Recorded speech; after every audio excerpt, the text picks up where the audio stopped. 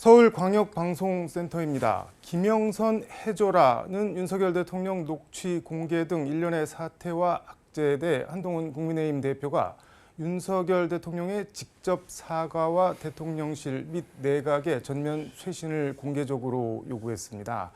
여의도 초대석 여권 돌아가는 분위기와 기류 들어보겠습니다. 김재원 국민의힘 최고위원 스튜디오에 나와 있습니다. 최고위원 어서 오십시오. 안녕하세요. 일단 뭐 김영선 해줘라, 뭐 오빠 대통령 자격 있는 거 맞아, 뭐 이런 녹취들이 마구 공개가 되고 있는데 어떻게 보셨나요? 아니 근데 이제 오빠 대통령 자격 있는 건 맞아라는 말은 명태균이가 한 말이죠.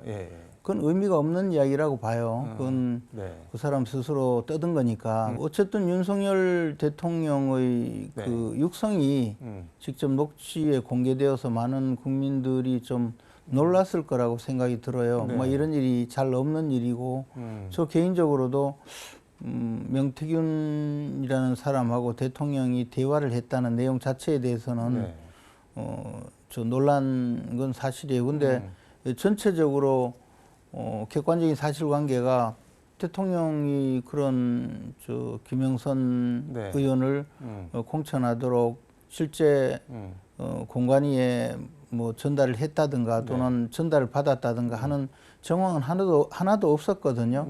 이 내용이 객관적으로 과연 공천에 영향을 미치는 어떤 시도가 있었느냐에 대해서는 사실이 아닌 것 같아요. 그러면 이제 단지 이런 말이 있었다는 것 자체도 그것만으로도 저는 좀 국민들에게는 놀라운 일이 되고 말았죠. 그래서 좀 당혹스러운 입장이었습니다.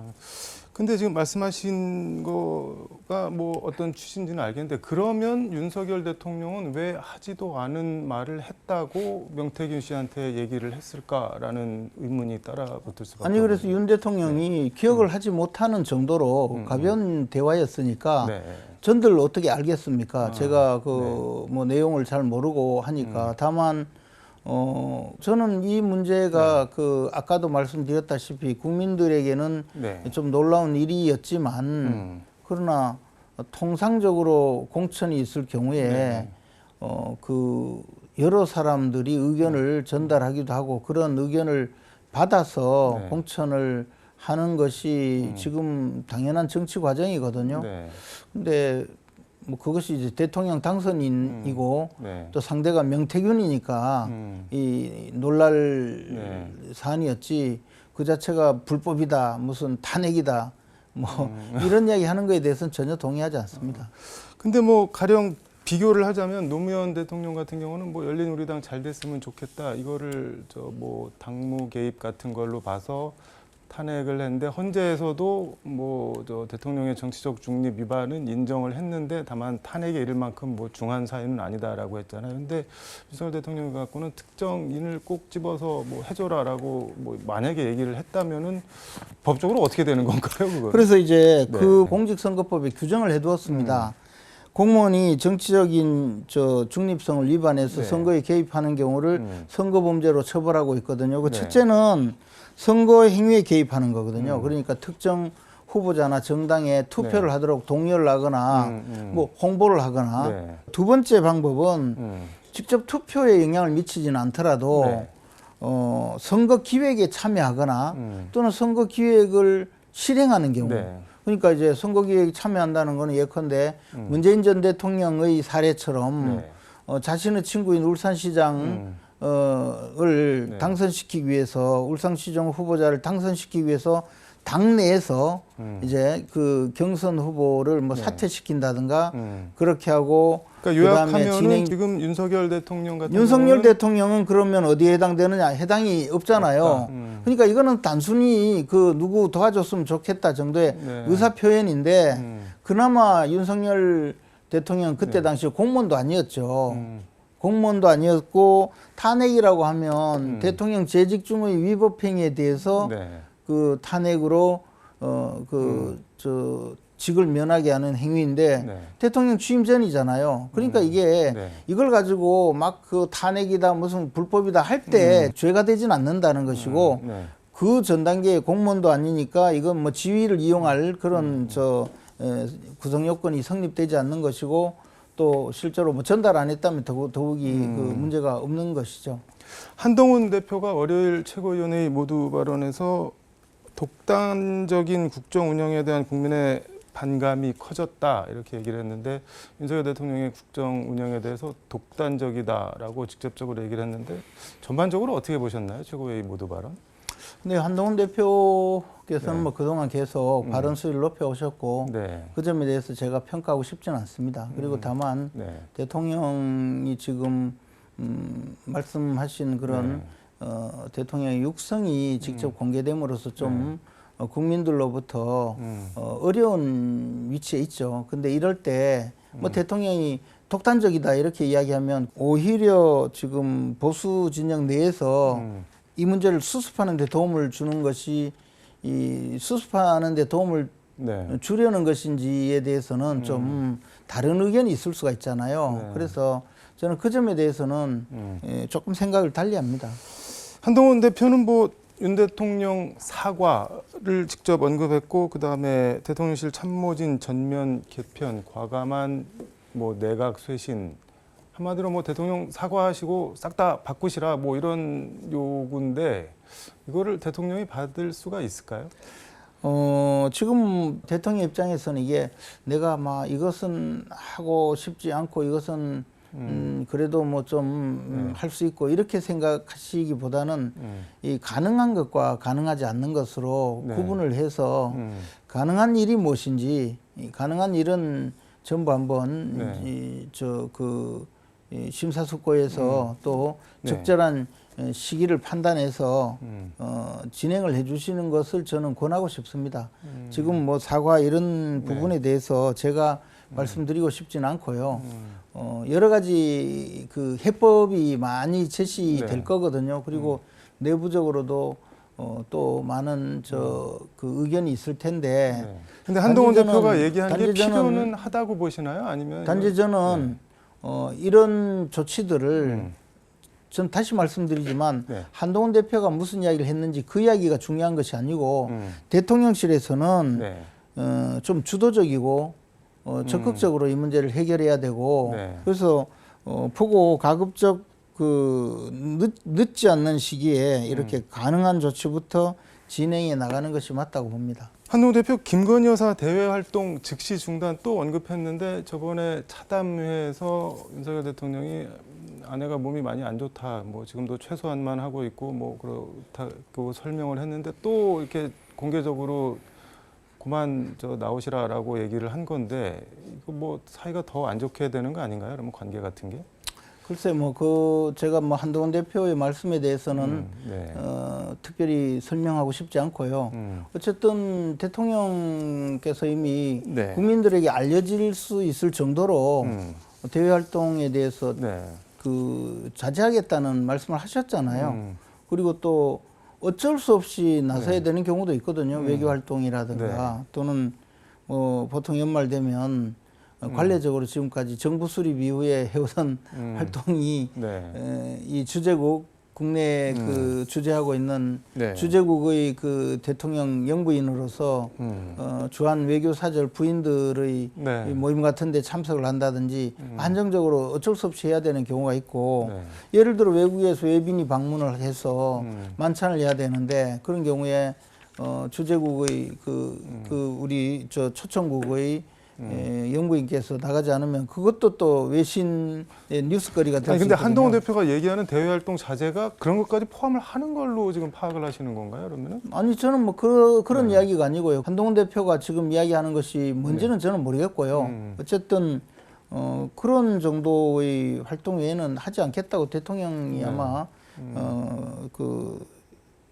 공개적으로 사실상 전달될 수 있게 말씀하셨지 않나 그 생각입니다. 근데 뭐 특별감찰관 관련해서는 이거 지금 머뭇거리면은 공멸한다는 단어까지 있었는데 이거 보면은 뭐 김건희 여사 감싸면서 머뭇거리면은 뭐 리스크 이대로 놔두면은 뭐 그냥 용산만 죽는 게 아니라 뭐 국내인 보수 전체가 다 죽는다 뭐 이런 인식이 깔려 있는 것 같은데 어떻게 보세요? 근데 저는 이제 특별감찰관이 이 문제를 해결하는 그런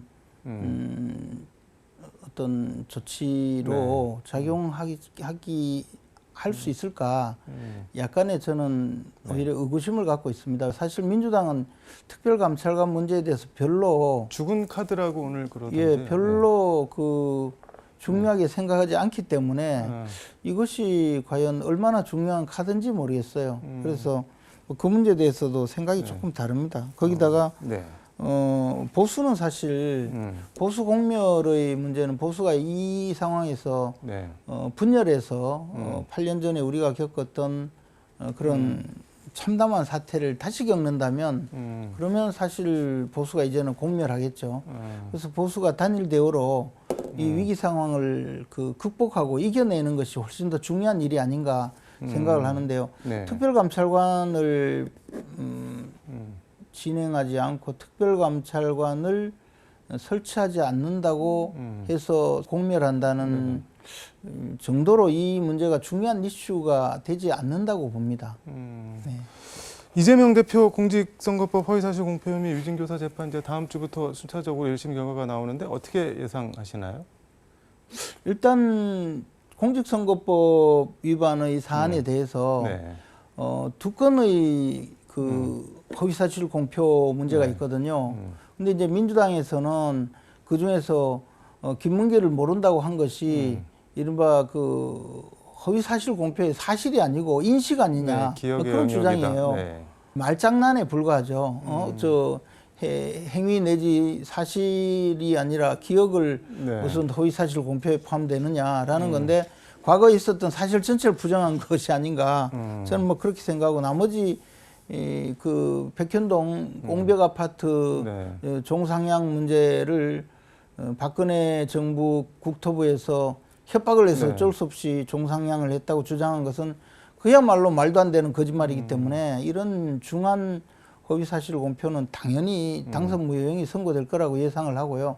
저는 벌금형보다는 징역형이 선고되리라고 생각을 합니다. 그리고 위증교사 사건은 네. 사실 위증죄 자체가 굉장히 중범죄예요. 네. 그거는 뭐 사법부를 속여서 자기에게 유리한 판결을 받아낸 거 아니겠습니까? 더군다나 이재명 대표는 그 결정적인 위증을 통해서 네. 무죄라는 판결을 받아냈고 그로 인해서 오늘날까지 정치활동을 하게 됐거든요. 그렇다면 그 바로 위증을 네. 교사하는 이 현장 즉 그 녹취 파일이 공개가 되었고 그 녹취 파일에 그 들어보면 상대방을 세뇌시켜서 위증을 시키려고 하는 의도가 명백히 드러나 있거든요. 그리고 또 더 중요한 거는 네. 위증을 한 사람도 인정을 하잖아요. 내가 이 말 듣고 위증했다고. 네. 그렇기 때문에 이 위증죄는 분명히 실형 선고가 예상된다고 봅니다. 그럼 말씀하신 대로 1심에서 뭐 확정 판결은 아니지만 피선고권 박탈형이 나오면은 이게 대법원에서 확정이 되기 전에 이재명 대표 입장에서는 어쨌든 뭔가를 도모를 해야 되는 거잖아요. 그래서 지금 거리로 나가서 탄핵도 주장하고 무슨 이게 네. 대법원 판결 선고 전에 대통령 선거가 있어야 자신이 네. 대통령 후보가 되어서 네. 대통령 선거에 나갈 수 있고 대통령이라도 되면 그 다음에 재판을 중단시켜서 네. 자기가 교도소 갈 일을 막을 수가 있지 않겠습니까? 네. 그러니까 사실 지금 벌이고 있는 수많은 일 중에서 네. 거리에 나가서 김건희 여사 특검법을 요구하고 사실상 윤 대통령 탄핵을 요구하고 네. 그러면서 압박을 해서 임기 단축 개헌을 요구하는 것 이 모든 것이 네. 이재명 대표 교도소 가지 않기 위한 자신의 몸부림이죠. 근데 임기 단축 개헌 같은 경우는 혹시 뭐 국민의힘에서도 이거 뭐 분위기도 너무 안 좋고 그냥 판을 한번 새로 짜보자 뭐 이러면서 동조할 가능성 같은 거는 전혀 없나요? 만약에 그런 분이 있다면 이제 네. 보수를 망치려는 분이라고 생각을 하죠. 왜냐하면 네. 우리 당의 네. 회의실에 가면요, 그 보수 진영에서 배출한 이승만 대통령, 박정희 대통령 그리고 김영삼 대통령의 존령이 걸려 있거든요. 네. 그래서 이제 건국 대통령, 산업화 대통령, 민주화 대통령이라는 네. 그런 상징성을 가지고 있는 분이에요. 그런데 지금 우리 당에서 배출한 이명박 대통령이나 네. 박근혜 대통령의 경우에는 존령도 걸지 못하고 있거든요. 그것은 바로 아시다시피 8년 전에 우리 보수가 대분열을 해서 결국은 탄핵 사태까지 네. 겪고 그 이후에 오늘날까지 왔거든요. 그런 과정을 거쳤으면서도 윤석열 대통령을 지켜내지 못하고 임기를 네. 중간에 뭐 단축시켜서 어쩔 수 없이 밀어내는 사태가 벌어진다면 그러면 또 대통령의 존영을 걸지도 못하는 그런 정치 세력이 앞으로 무슨 또 정권 재창출을 하겠다고 나서겠습니까? 이거는요 사실 정치 세력으로서는 사망선거이죠. 그래서 만약에 그런 내용으로 당내에서 누가 그런 주장을 한다면 아마 대다수의 나머지 국회의원이든 우리 당의 지지자들은 절대로 용납하지 않을 거라고 생각합니다. 그래서 네. 지금 말씀하신 그런 가능성은 저는 전무하다고 생각하고요. 네. 또 그런 생각을 하고 있다면 우리 당을 나가서 다른 당에 가서 그런 주장을 하시는 게 맞죠. 적어도 그 윤석열 보수 대통령이 진영에서 어떤 경우든 뭐 어떤 형식이든 임기를 다 못 채우게 되면 그거 자체가 보수의 괴멸 사망 선고로 이어지는 거다 그런 말씀이에요. 그 전 단계에 보수가 분열을 하고 보수 단일 대우를 형성하지 못하니 그런 일이 발생하게 되지 않겠습니까? 네. 그러면 보수 정치 세력은 이제 더 이상 희망이 없다고 보죠. 그래서 이 상황에서 지금 우리가 불과 10년도 되지 않은 과거에 뭐 몇몇이 살겠다고 분열을 해서 당도 쪼개고 나가고 했지만 결론은 어떻게 됐습니까? 다시 다 원상 회복을 했거든요. 근데 그때의 그 교훈을 잊지 않아야 되겠죠. 근데 해석하기에 따라서는 윤석열 대통령의 운명이 곧 보수의 운명처럼 돼버린 상황으로 윤석열 대통령 운명과 상관없이 윤석열 정부 내지 윤석열 정권은 지금 이 땅의 보수 진영의 상징 자산이 되어 있는 거죠. 그러니까 다소 국민들의 지지를 좀 지금 이런 측면이 있다 하더라도 그러나 아직도 많은 기회가 있고 말씀드린 바대로 대통령의 정치적 자산은 굉장히 많이 남아 있기 때문에 그러한 정치적 자산을 통해서 다시 극복해 나갈 수 있고 또 그것을 극복해 나가도록 우리가 힘을 합쳐야 되는 것이지 지금 일부가 분열하고 일부가 그 대통령의 그 리더십을 그 손상시키는 일로서 노선 투쟁을 벌일 일이 아니다 이 말이죠. 시간이 다 돼서 이거 하나만 더 여쭤보겠습니다. 어제 국회 예산안 시정연설 대통령이 안 오시고 한덕수 국무총리가 대독했는데 예산안 시정연설 안 온 게 대통령이 11년 만이라고 하는데 뭐 야권에서는 박찬대 원내대표는 오만 불통 무책임 불통령 장님무사 뭐 박지원 의원 같은 경우는 어쩌다 우리 국민은 국민 앞에 서지도 못하는 대통령을 가졌는지 모르겠다 뭐 이런 탄식을 하고 조국 대표는 뭐 쫄보 뭐 이렇게 대놓고 그러고 배현진 의원 같은 경우도 어쨌든 오셨어야 된다 안 온 거 이해가 안 된다 뭐 그렇게 얘기를 하던데 어떻게 보시나요? 뭐 저 개인적으로는 대통령께서 조금 어려운 상황이더라도 시정연설을 하는 게 좋지 않았을까라는 생각이었습니다. 그런데 또 대통령실의 그 입장에서 여러 가지 어려운 상황이 있지 않았는가 생각을 하고요. 뭐 이런 문제가 있기 때문에 저는 대통령께서 좀 더 적극적으로 이 문제를 지금 여러 가지 위기 상황이라면 위기 상황인데 이 위기 상황을 적극적으로 헤쳐나가 주기를 바라고 있습니다. 뭐 정부 출범 이후 지난 2년 반 하루도 마음 편할 날이 없었다 뭐 이런 소회도 한덕수 총리를 통해서 밝혔는데 이것도 야권에서는 그렇게 힘드시면은 뭐 그만하시라 그러고 누구 때문에 마음 편할 날이 없냐 국민이랑 나라 불편한 게 누구 때문이냐 뭐 이런 냉소 같은 것도 나오는데 이거 뭐 어떻게 대응을 해야 될까요? 그러니까 이제 앞으로 대통령 나름대로 국민들한테 진솔하게 물론 간접 전달 방식으로 말씀을 하셨지만 그것을 그렇게 비아냥과 대통령 수모 대통령을 수모를 주기 위해서 정치하는 양 하는 이 야당의 모습을 보면서 저런 수준의 야당이 있으니 국회에 나오지도 않는 건가라는 생각을 했습니다. 야당도 정신 좀 차려야죠. 알겠습니다. 오늘 말씀은 여기까지 듣도록 하겠습니다. 고맙습니다. 고맙습니다. 지금까지 서울광역방송센터에서 김재원 국민의힘 최고위원과 함께 전해드렸습니다.